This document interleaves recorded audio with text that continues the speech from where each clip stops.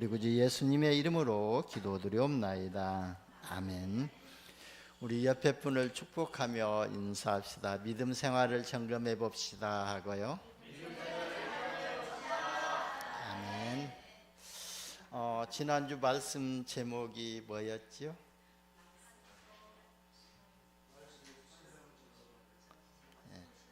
말씀 앞에서 신앙을 점검해 보자였죠. 그렇습니다. 말씀이 곧 누구라고 그러셨죠? 하나님이시라고 그랬습니다. 그래서 하나님 앞에서 신앙을 점검할 때에 우리가 올바른 신앙을 정립하고 하나님이 역사하시는 응답을 받게 됩니다. 예, 우리가 말씀 앞에서 신앙을 점검해야 되냐면요, 저와 여러분의 영을 살리는 것은 하나님의 말씀이기 때문에 그렇습니다. 오늘 본문 63절에 보면은 살리는 것은 영이니 육은 무익하니라.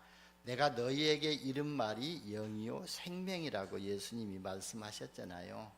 그러니까요, 살리는 것은 영인데 예수님 말씀이 곧 영이라는 거예요. 그래서 예수님은 지금 보이지 않지만 영으로 계시고 예수님이 하신 말씀이 또 영으로 계셔서 우리의 영혼을 살리는 말씀이 된다는 거예요. 그래서 예수 그리스도의 말씀은 곧 영의 양식이 되고 우리의 영혼을 살린다는 겁니다. 그러면서요 또 말씀하셨잖아요. 육은 무익하니라 하셨습니다. 이러한 예수님의 말씀은요, 우리의 생각을 정면으로 이렇게 뒤집는 말씀이잖아요. 여러분, 세상에 물질이 무익하다고 생각하는 사람은 하나도 없을 겁니다. 대개 사람들은요, 물질이 많으면 많을수록 좋다고 하잖아요. 또 더 많이 가졌으면 좋겠다고 이렇게 또 고백들 하는 사람들이 있습니다. 그러니까 어떤 말이 나왔냐면은 당장 죽어도 좋으니까 한 번이라도 맞아보고 싶은 벼락이 무슨 벼락이죠? 바로 돈벼락이라고 그러지 않아요. 그만치 돈이 필요하고 또 우리에게 유익하다는 겁니다. 근데 더 많은 수입과 더 많은 봉급을 사람들은 간절히 소원하고 있는 겁니다. 그런데 예수님께서 정반대로 말씀하신 것입니다. 왜냐하면요, 아무리 좋은 돈이라도 할지라도 그 돈이 사람을 살리지 못하고 오히려 사람을 실패시키는 요인이 된다는 것을 예수님께서는 아시고 말씀을 하셨던 것입니다. 그래서 호세아서 선지자는요, 호세아서 4장 7절에서 저희는 번성할수록 내게 범죄하니 내가 저희의 영화를 변하여 욕이 되게 하리라고 이렇게 말씀하셨거든요. 여러분, 돈은 사람에게 생명을 주기는커녕 탐욕을 이렇게 또 갖게 하고 범죄하게 해서 죽게 한다는 것입니다. 지금 시대가 그렇지 않아요. 그래서 돈 없는 가난한 사람보다 돈 있는 사람들이 오히려 훨씬 더 크고 나쁜 이렇게 사회적으로 범죄하는 것들을 볼 수가 있잖아요.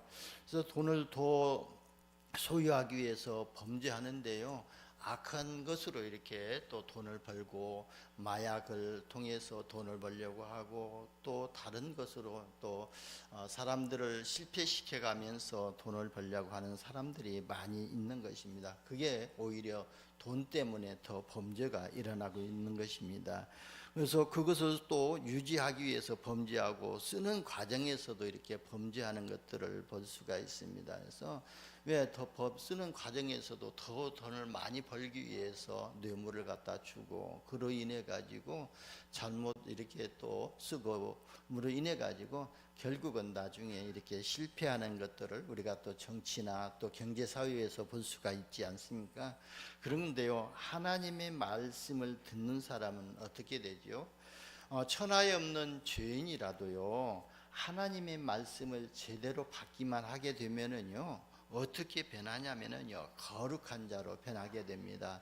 저와 여러분이 하나님의 말씀을 받고 듣고 예수가 우리 인생의 모든 문제를 해결하시는 그리스도라는 사실이 믿어지고 그 그리스도를 믿을 때에 하나님 자녀로 신분을 바꾸게 되지 않아요. 하나님의 자녀로 신분을 바꿨다는 것은 우리가 거룩한 백성이 되었다는 거예요. 거룩한 백성이 되었다는 것은 구별된 사람이 되었다는 거예요. 세상 사람들과 같지 않고 너희는 하나님의 자녀로 구별되었다는 거예요. 그래서 하나님의 자녀들을 성도라고 부르지 않습니까? 그리고 의인이라는 거예요. 우리가 그리스도로 말미암아 의인이 된 것입니다. 그리고 생각이 변하고 인품이 변하고 사람의 그릇이 변하게 됩니다. 저와 여러분이요, 하나님의 자녀 되는 순간 우리가 자꾸 세상 따라가려고 하지 않고 하나님의 말씀 따라가려고 하는 생각이 조금이라도 있지 않아요? 그래서 사도 바울이요, 진짜 변화도 있게 주님의 사도행전 9장에서 다메섹에서 주님의 음성을 듣고 변화받고 나서 그랬지 않아요? 로마서 7장에 보면 내가 진짜 입으로는 하나님의 벌 따르려고 고백하고 하는데 내가 육신에 져가지고 자꾸 육신적으로 범죄하고 있다는 것을 고백하면서 오라 나는 공고한 사람이로다, 이 사망의 법에서 누가 나를 건져내랴, 그 고백을 했던 겁니다. 저와 여러분이 하나님의 자녀가 되었다는 것은 내가 하나님 말씀 따라가고, 그래서 오늘 예배에 나왔던 거 아니에요. 이 자리에 나왔다는 이 자체가 하나님의 자녀요, 또 성령의 인도를 받고 있다는 증거가 됩니다. 그리고 그럼으로써 우리 인생의 그릇이 새롭게 변화가 되지는 것입니다. 우리는요, 하나님의 자녀가 되지 아니했을 때는 마귀의 인도를 받아야 되고 마귀가 가져다주는 응답을 받아야 되는데, 그런 그릇으로 우리가 쓰임 받지만 하나님의 자녀는요, 어떤 그릇으로 바뀌죠?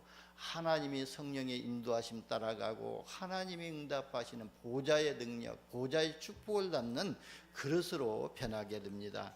여러분, 애굽에서 노예 생활했던 이스라엘 백성들이 어떻게 해서 가나안 땅을 정복하고 거룩한 백성이 되었지요? 바로 모세가요, 광야에서 어떤 신비한 마술을 벌인 것이 아니거든요. 모세가요, 하나님의 말씀을 먼저 받고 유월절 어린 양의 피 대신 그리스도의 말씀을 그들에게 전달했거든요. 그리고 모세가 광야에서 이스라엘 백성들에게 전해준 것이 죽어도 떠나서는 안 되는 하나님의 말씀을 전했던 거예요. 그래서 이스라엘 백성들이 그 하나님의 말씀을 따라서 가나안 땅을 정복하고 가나안 땅의 주인이 되어서 또 거룩한 백성이 되었던 것입니다. 이스라엘 백성들이요, 또 포로가 되고 속국이 되고 유랑 문제가 되었을 때도요, 이스라엘을 구한 선지자들이 가지고 있었던 것은 다른 것이 아니었거든요. 어떠한 신기한 마술적인 힘이 아니었고, 이스라엘 백성들에게 그때그때마다 필요한 말씀을 대언해서 이스라엘 민족들이 살렸던 것입니다. 이스라엘 민족이 바벨론에 포로되어 있을 때에 하나님이 예레미야에게 말씀을 주시고 그 말씀을 예레미야를 통해서 이루시고 포로에서 해방되게 하시고, 또 이스라엘 백성들이 또 바벨론 포로되었을 때 이사야 선지자를 통해서 말씀을 주셨지 않아요? 보라, 처녀가 잉태하여 아들을 낳으리니 그 이름을 임마누엘이라 하리라 그랬거든요. 너희가 포로에서 속국에서 돌아갈 수 있는 그 길은 하나님이 너희와 함께 하셔야만이 너희가 그 포로에서 속국에서 해방을 받을 것이라는 겁니다. 그렇다면은요, 저와 여러분이 이 말씀을 받을 때에 나에게 어떤 나의 산업에 나의 가정에 어려움과 문제가 있어서 우리 자신이 진짜 그 어려운 문제가 영적으로 포로되고 속국되어져 있는 상태라면은 하나님의 말씀이 나에게 회복이 되어져야 되고, 하나님의 말씀이 뿌리가 내려져야, 그 말씀이 내 안에 거하야만이 그 문제와 사건 속에서 우리가 해방을 받을 수 있다는 그런 말씀으로 우리가 받아들여야 될 줄 봅니다. 그래서 이스라엘 백성들을 해방시켰던 것은 하나님의 말씀이었던 것입니다. 그래서 하나님의 말씀은요, 죽어가는 영혼을 살리게 되고 타락해가는 민족을 살리는 말씀이 되어지고, 잠자는 영혼들을 각성시키고 반짝반짝 빛나는 영성을 소유하게 만드는, 바꿔놓는 말씀이거든요. 아모스 8장 11절에 보면은요, 뭐라고 말씀하셨냐면은, 주 여호와께서 가라사대 보라, 날이 이를지라 내가 기근을 땅에 보내리니 양식이 없어 주림이 아니며 물이 없어 가람이 아니요 여호와의 말씀을 듣지 못한 기갈이라, 이렇게 말씀하셨거든요. 그래서 지난주에 말씀에 기근함이 없도록 말씀 앞에서 신앙을 점검하라고 말씀을 주셨던 것입니다. 여러분 지금 시대가요, 말씀 양식이 없어서 줄이는 시가 또 기근하는 시대가 아니고, 그 다음에 음료수가 없어가지고 가라는 시대가 아니라는 거예요. 하나님의 말씀을 듣지 못해서 또 모담으로 인해서 기갈이 오고 또 이렇게 가람이 왔다는 것을 말씀하고 있는 것입니다. 저와 여러분이요, 하나님의 말씀으로 날마다 충만하시기를 예수님의 이름으로 축원합니다. 여러분 혹시 나는 습관이라는 책을 읽어보셨나요? 저는 또 읽어봤거든요. 그런데 그 책을 또 읽어보시려면은 저 책꽂이에 꽂혀 있으니까 가서 한번 읽어보시기를 바랍니다.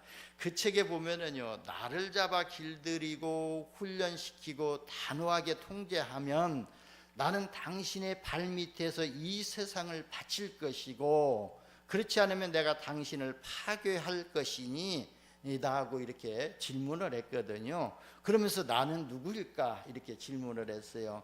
그러면서 이 질문에 대한 답으로 나는 습관이라고 이렇게 말을 했거든요. 여러분, 습관은요, 우리 인생과 사회를 움직이는 거대한 바퀴가 됩니다. 우리가 힘들고 어려운 삶의 길이라도 그 길을 또 힘들고 어려운 삶을 살았던 사람들은요, 자라나면서 어떤 힘들고 어려운 시기가 있다 하더라도, 그런 시기가 닥쳐온다 할지라도 절대 포기하지 않고 그 속에서 인생을 배우고 성공시키는 비밀을 가지고 있거든요. 그러나 힘들고 어려운 길을 걸어보지 못한 사람은요, 어려움이 닥쳐오면은요, 쉽게 포기하고 좌절하고 말게 되거든요. 여러분, 쉽게 포기하고 좌절하는 그 순간 사단이 역사하게 되어 있거든요. 그래서 우리는요, 나는 하나님의 자녀라는 이 정체성에 대한 확신을 가지고 하나님이 나와 함께 하신다고 하는 그런 자긍심을 가지시기를 바랍니다. 사도 바울이 그랬거든요. 그 자긍심을 갖게 하기 위해서 내게 능력 주시는 자 안에서 나는 모든 것을 할 수 있느니라고 고백을 했습니다. 우리가 그 고백을 하는 그 순간 사단의 12가지 망대가 무너지게 될 줄 봅니다. 여러분, 저와 여러분이요, 스스로 패망의 길을 걸어갈 필요는 없거든요. 그래서 우리는요, 진짜 우리의 습관과 체질을 하나님 앞에서 점검하고 새롭게 우리가 또 가져야 될 줄 봅니다. 그러니까 삶의 습관과 체질에 따라서 성공을 하기도 하고 실패하기도 합니다. 그래서 우리의 모든 삶을 점검하여서 잘못된 습관과 체질을요, 성공하는 습관과 체질로 바꾸는 것이 중요하다고 볼 수가 있습니다. 다시 말해서요, 인생의 터닝 포인트가 있어야 성공할 수 있다는 것이거든요. 바로 사도 바울도요, 예수님을 믿는 사람들 또 뭘 핍박하고 그들을 옥에 가두고 그들을 죽이기로 가편에 손을 들었던 사람이지 않습니까? 그런데요, 바로 다메섹에서 예수님을 만나고 이 사도 바울이 인생의 터닝 포인트를 만났던 것입니다. 가졌던 것입니다. 그 이후로요, 이 또 사도 바울은요, 바로 이방인들과 모든 임금들을 살리는 믿음의 그릇으로 또 전도자로 쓰임을 받았던 것입니다. 여러분, 우리는 영적인 또 사람이거든요. 그래서 우리는 하나님 앞에서 점검하고 하나님의 방향으로 터닝해야 성공할 수가 있는 것입니다. 그래서 나의 기준에서 벗어나야만이 우리가 하나님의 은혜를 잊게 되고 하나님의 능력을 잊게 됩니다. 나의 기준 그대로 잊게 되고 나의 그릇을 그대로 가지고 있다면은, 나의 것을 그대로 가지고 있으면요, 위에서 아무리 하나님이 보좌의 축복과 보좌의 능력으로 역사하신다 하더라도 그 능력을 받을 수가 없는 것이거든요. 여러분, 우리가 두 손에 모든 것을 딱 쥐고 있으면요, 다른 사람이 아무리 좋은 다이아몬드를 준다 하더라도 이걸 놓지 않고 버리지 않고는 못 받는 것이거든요. 그런 것처럼요, 우리 마음 중심과 생각 속에 잘못된 것들을 과감하게 버리고 하나님이 위에서 주시는 보좌의 축복과 보좌의 능력을 받을 믿음의 그릇을 준비하라는 의미에서 말씀을 드리는 겁니다. 여러분 밤마다 이렇게 슬피 우는 새를 야명조라고 하잖아요. 근데 이 야명조는요 게을러 가지고요 낮에 집을 짓고 밤에는 그 따뜻한 집에서 잠을 자야 되는데요, 게으르다 보니까 낮에 집을 짓지 않냐고 그냥 놀고만 있었다는 거예요. 그래서 집이 없기 때문에 밤이 되면 추워서 그냥 슬피 또 추위를 이기지 못해서 떨면서 슬피 운다는 겁니다. 그리고 이 야명조가요 밤에 슬피 울면서 이를 갈면서 하는 다짐을 해본다는 겁니다. 내일은 내가 꼭 집을 지어야 되겠다 이렇게 다짐을 하지만 막상 다음날 아침이 되면은요 노는 일에 정신이 팔려가지고 집을 짓지 않고 놀다가 다시 밤이 되면은 또 그 슬프게 울고 그런다는 거예요. 여러분, 우리의 신앙생활이요 이런 야명조 같아서는 안 된다는 것이거든요. 우리는요 내일을 위해서 미래를 미리 준비해야 될 줄 봅니다. 그래서 2024년도를 새롭게 준비하기 위해서 지난주부터 이렇게 또 점검의 메시지를 우리에게 주고 계시거든요. 지금 주어진 기회가요 영영무궁하지 않기 때문에 지금 이때에 하지 않으면 반드시 후일에 이를 갈면서 후회하는 날이 오기 때문에, 그래서 사도 바울은요 고린도후서 6장 2절에서 11절에 하나님의 일을 하는 성도들을 권면을 했는데요, 뭐라고 권면했냐면은 우리가 하나님과 함께 일하는 자로서 너희를 권하노니 하나님의 은혜를 헛되이 받지 말라고 그랬습니다. 그러면서 보라, 지금은 은혜 받을 만한 때요, 지금은 구원의 날이라 그랬습니다. 그러면서 그 이후에 많은 말들을 했거든요. 우리가 무명한 자 같으나 유명한 자 같고, 유명한 자요 우리가 없는 자 같으나 가진 자라고 모든 것을 우리에게 또 자긍심을 갖는 말씀을 주었거든요. 여러분, 저와 여러분은요 그리스도 예수 안에서 모든 것을 다 받았습니다. 그리고 모든 문제가 이미 다 해결이 되었습니다. 그래서 예수님이 십자가에서 죽으시고 부활하시면서 마지막으로 하신 말씀이 뭐라 그러죠? 내가 다 이루었다 그랬거든요. 무엇을 이루었냐면은 너희가에게 임할 재앙을 다 끝내버렸다. 너희에게 역사할 사단의 권세를 완전히 끝내버렸다. 너희가 가야 할 지옥 배경의 문제까지도 완전히 끝내버렸다고 말씀하신 것이거든요. 여러분, 우리는요 하나님의 은혜를 받아야만이 모든 신분의 축복과 권세를 회복하게 됩니다. 그래서 은혜 받을 만한 때에 은혜를 받으라고 사도 바울이 권면을 했습니다. 왜냐하면은요 어떻게 하느냐에 따라서 우리 인생의 방향이 또 결정이 되기 때문에 하나님의 은혜를 받아야만이 우리가 성령의 인도를 받는 방법을 선택하게 되거든요. 아까 우리 장로님이 찬양하기 하면서 이렇게 고백을 하더라고요. 무슨 일만 터지면은 우리가 성령의 인도를 받지 아니하고 하나님께 기도하지 아니하고 안다라고 용어를 쓰면서 하는데, 다 지나고 보면은 또 하나님이 또 신기하게도 그 하나님 인도하셨다는 것을 고백했지 않아요. 그런 것처럼요 우리의 인생의 방향이 결정되는데 어디에 결정하냐면요 하나님의 성령의 인도를 받는 방법을 선택하게 됩니다. 그리고 우리가 무엇을 보느냐에 따라서 삶의 상태가 바뀌게 되는데요, 하나님의 은혜와 하나님의 역사를 보아야 우리 인생의 기본이 바뀌게 되어지거든요. 그래서 진짜 하나님이 우리 가정에 역사하시고 나에게 역사하시는 이 은혜가 보여져야만이 내 인생의 기본이 바뀌게 되고 근본이 바뀌게 되어집니다. 운명이 바뀐다는 것이거든요. 그리고요 우리가 또 무엇을 보느냐에 따라서 또 우리 인생이 바뀌지만, 그런데 이 세 가지보다 더 중요한 것이 있는데요, 그것은 무엇이 무엇이냐면 우리가 무엇을 가졌는가에 따라서 보는 것이 다르고 방법이 정확하게 보이고 우리가 결론이 나오게 되거든요. 그래서 여러분, 내가 무엇을 가졌냐에 따라서 따라서 우리의 모든 것이 바뀌어진다는 거예요. 그러니까 저와 여러분은 예수 그리스도의 은혜 속에서 하나님이 나와 함께 하시고 하나님의 역사를 우리가 늘 가지고 있고 하나님의 능력을 가지고 있지 않아요. 그 능력이 뭐죠? 그리스도의 이름의 권세를 가진 거예요. 이 그리스도의 이름의 권세는요, 세상 사람들이 볼 때는요 우습게 볼지 모르지만 이 사단이 벌벌 떠는 이름의 권세고요, 사단이 무너지는 이름의 권세거든요. 그러니까 베드로가요 성전 미문에서 구걸하던 안진뱅이에게 뭐라고 했죠?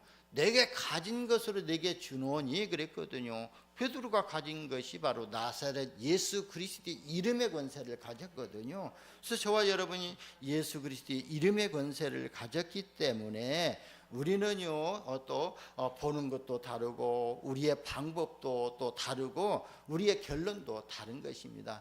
우리의 결론은요 이미 하나님이 다 결정해 놓으셨거든요. 그렇기 때문에 우리가 말씀 앞에서 우리의 삶을 점검하고 말씀 따라가게 되면요 우리의 인생의 결론은 어디라고요? 237 5천 종족 살리는 프레토미오 망대요 안테나로 쓰임받게 될 줄 봅니다. 여러분, 우리가 2023년도를 마무리하면서 다가오는 2024년도에 새롭게 맞이하기 위해서요 점검하고 결단해야 할 것이 있습니다. 먼저 하나님 앞에서 자기의 신앙생활을 점검하고 하나님 앞에서 결단하고요, 하나님이 주신 새로운 비전을 가슴에 품고 새로운 계획을 세우는 것이 무엇보다도 중요하다고 봅니다. 그래서 이번 주간에요 하나님 앞에서 자신의 신앙생활을 점검하고 결단할 수 있는 말씀을 하나님이 주신 것입니다. 우리가요 결단하고 계획을 세울 때요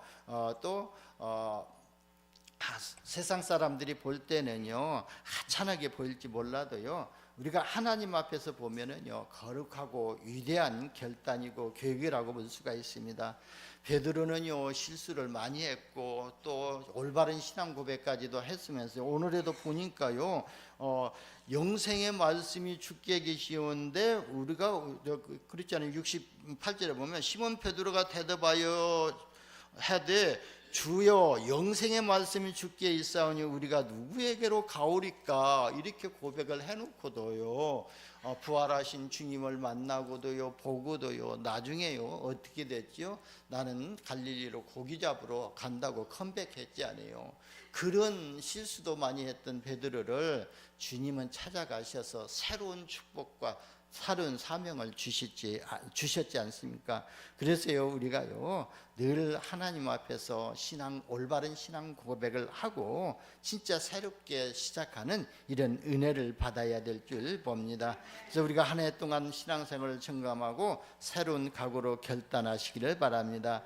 우리가요 점검하고 결단하고 계획을 세울 때에 우리의 방향과 목적은요 하나님의 계획에 하나님의 방향에 맞춰서 우리가 계획하고 또 결단해야 될 줄 봅니다. 그래서 유목사님 계속 말씀하시잖아요. 우리 인생이 237과 5천 종족과 관계가 없으면은 받을 생각을 말라고 하는 말씀이거든요. 그렇다면은 우리 인생뿐만 아니라 우리가 가지고 있는 산업도요 237과 5천 종족과 연결이 되어져야 하나님이 역사하신다는 그 말씀으로, 그런 뜻으로 말씀을 하셨거든요.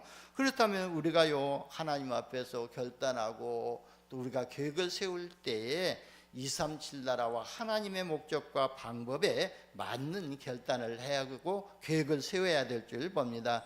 그래서 마가복음 3장 13절에서 15절에 보면은 예수님께서 산에 오르시고 원하는 자를 부르셨잖아요. 그러니까 제자들이 나왔는데 이에 12를 세우셨으니 이는 자기와 함께 있게 하시고 또 보내사 전도도 하며 귀신을 내쫓는 권능도 가지게 하려 하심이라 그랬거든요. 그래서 예수님이 저와 여러분을 부르신 것은 먼저 함께 있기 위해서 부르셨다는 거예요. 예배 속에서 함께 소통하고 함께 있기 위해서 부르시고 기도로 서로 소통하고 기도로 임마누엘 누릴 수 있도록 부르셨다는 거예요. 그러면서 그 함께 있는 목적이 뭐죠? 전도도 하며 그랬거든요. 그래서 우리를 부르시는 목적, 우리와 함께 하시는 목적이 바로 전도하기 위해서 부르셨다는 거예요. 우리가 전도하는 때에 우리의 힘으로 우리의 능으로 되지 아니하기 때문에 귀신을 내쫓는 권능도 가지게 하려 하심이라 그랬거든요. 그래서 우리는요, 하나님이 나와 함께 하시는 임마누엘 속에 들어가시기를 예수님의 이름으로 축원합니다. 그래서 우리가 뭐 다른 걸 하려고 하지 말고 진짜 예배만, 성전 예배만 제대로 드려도요, 우리가 주일날 예배 놓치지 않고 예배만 드려도 하나님이 기뻐하시고 하나님이 저와 여러분을 통해서 전도하게 하신다는 거예요. 그래서 우리가 주일날 예배 속에서 말씀의 은혜만 받고 우리가 기쁨이 충만하고 삶 속에서 그 은혜를 누리게 되면은요, 하나님이 은혜 받을 사람들을 만나게 하시고 그 은혜를 전하게 하신다는 거예요. 그래서 저와 여러분요, 예배에 승리하시기를 바랍니다. 그래서 예수님이 제자들에게 말씀하셨지 않아요? 너희는 먼저 그의 나라와 그의 의를 구하라. 그리하면 이 모든 것을 너희에게 더하시리라 그랬습니다. 그래서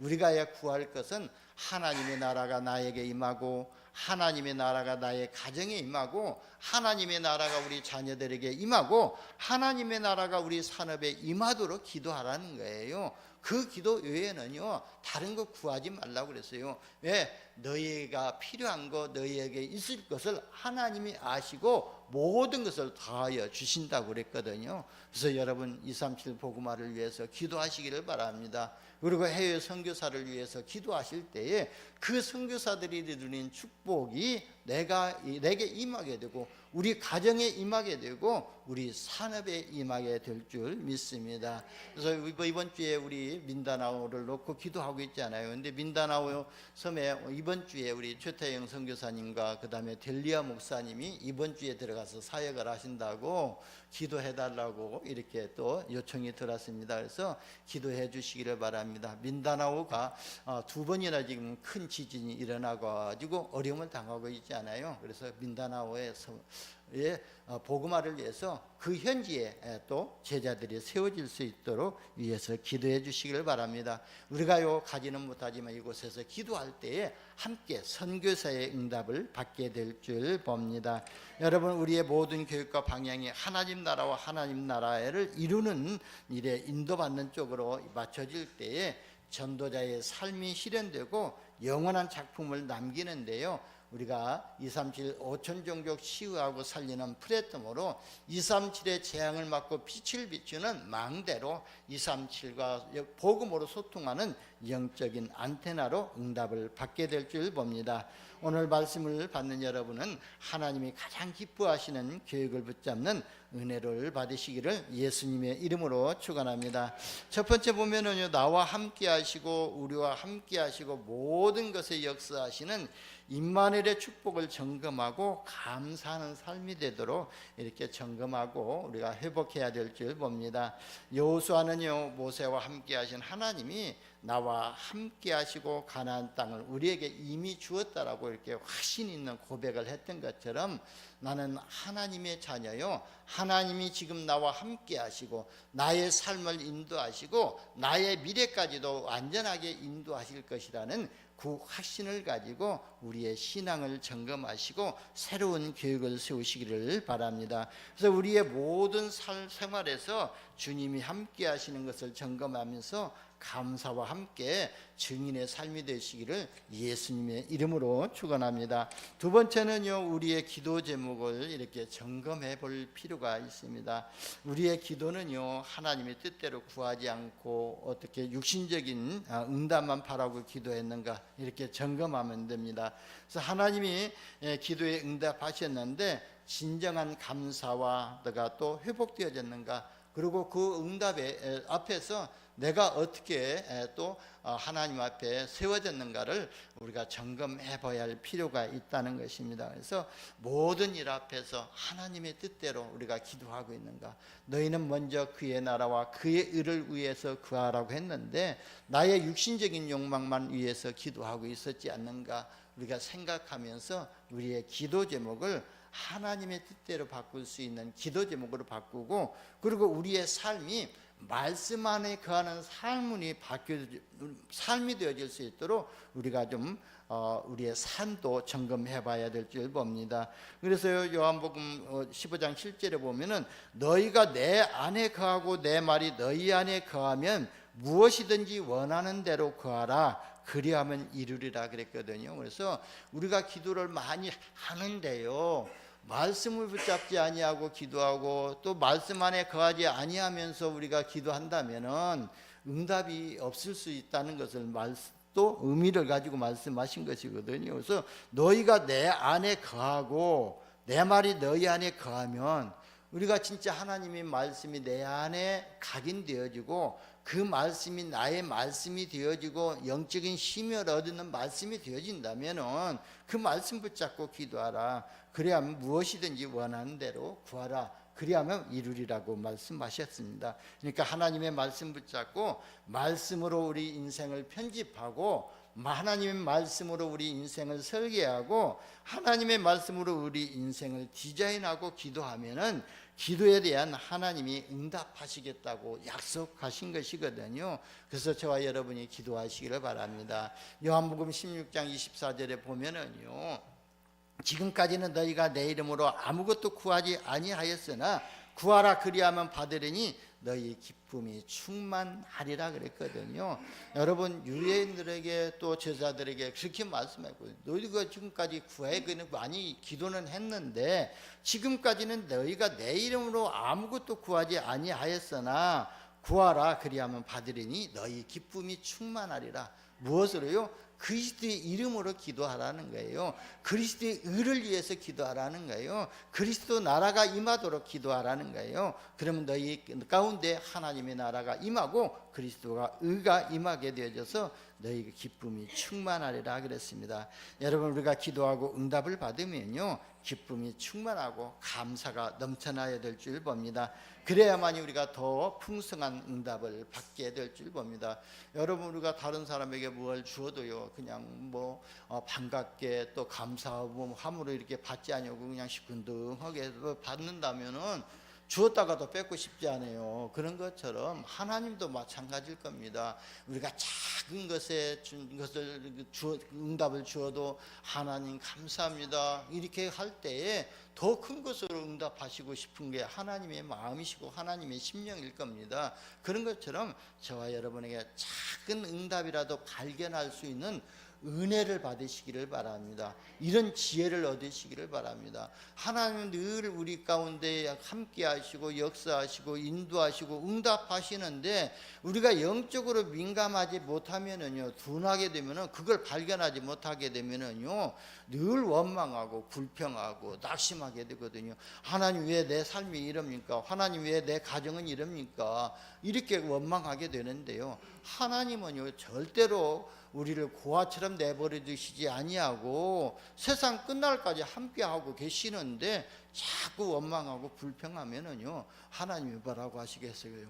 그러니까요, 작은 것에 진짜 이 세미한 음성까지도, 세미한 것까지도 우리가 발견할 수 있는 이런 은혜를 받으시기를 예수님의 이름으로 축원합니다. 세 번째는요, 하나님의 말씀이 나의 삶 속에 성취되고 있는가 우리는 좀 바라봐야 될 줄 봅니다. 하나님의 말씀은요, 영원하신 말씀이고 영원히 성취되는 말씀입니다. 그래서 그 말씀은 지금도 성취되고 성취되어지고 있거든요. 그래서 우리는요, 그 말씀을 붙잡아야 될 줄 봅니다. 히브리서 4장 12절에서 13절에 보면은 하나님의 말씀은 살았고 운동력에서 자유의 날선 어떤 것보다 예리하여 우리의 혼과 영과 관절과 골수를 찔러 쪼개기까지 하며 그랬거든요. 근데 아까 처음에요, 예수님이 말씀하셨잖아요. 영은 뭐라고 말씀하셨냐면은 살리는 것은 영이니 육은 무익하니라. 내가 너에게 이른 말은 영이요 생명이라 그랬거든요.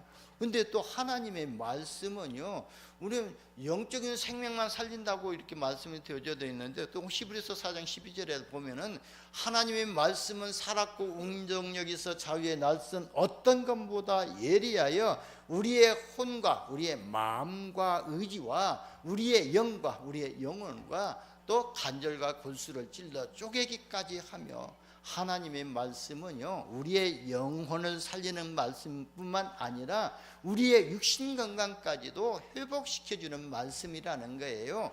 그 의미는 뭐냐면은 이 사단이, 이 마귀들이요, 육신적인 또 병을 가지고 침투했을 때에 그 병마가 떠나가는, 마귀가 떠나갈 때에 육신의 건강을 회복하게 되지 않아요. 그래서 그 말씀이 나의 영혼 속에 각인되어지면은 그 말씀이 응답으로 오게 되고, 그 말씀이 나의 삶 속에 뿌리 내려지고, 또 나의 마음 중심에 뿌리 내리게 되면 말씀이 성취되는 열매를 받게 되고, 그 말씀 따라가는 삶의 체질이 되어진다면요, 우리 인생의 운명이 바뀌어 버리게 되는 거예요. 하나님의 자녀로요. 마귀의 인도를 받았던, 마귀의 운명 속에 살았던 사람이 이제 하나님의 자녀라는 인생의 운명이 바뀌게 되어져 버리는 겁니다. 그래서 저와 여러분이 이 말씀이 나에게 뿌리 내려져 있는가, 내 인생이 진짜 말씀에 뿌리 내려졌고 말씀 앞에 설계되어지고 디자인 되어져 있는가,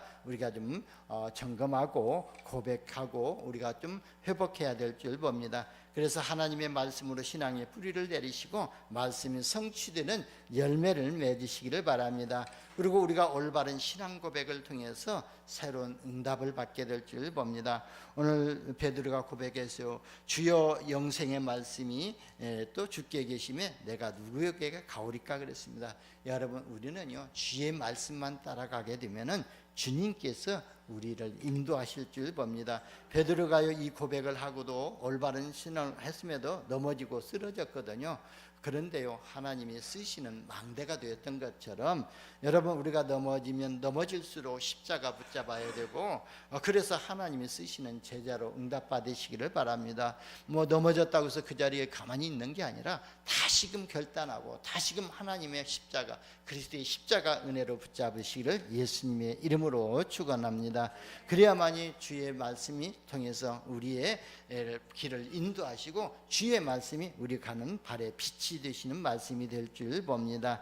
결론입니다. 하나님의 말씀은요, 우리의 모든 생활에서요 등불이 됩니다. 그래서 영원하신 하나님의 말씀을 신앙의 발판으로 삼고 그 말씀을 주야로 묵상하고 복 있는 삶이 되시기를 예수님의 이름으로 축원합니다. 기도합니다. 하나님 감사합니다. 하나님의 말씀을 통해서 우리의 삶을 점검하게 하시고 하나님이 함께 하시는 임마누엘의 축복 속으로 인도받게 하여 주시니 감사합니다. 한 주간 동안에 하나님의 말씀을 가지고 또 하나님의 말씀을 묵상하면서 영적인 힘을 얻고 하나님이 원하시는 방향으로 우리 인생을 설계하게 하시고 디자인하게 하여 주옵소서. 우리 구주 예수님의 이름으로 기도드리옵나이다. 아멘.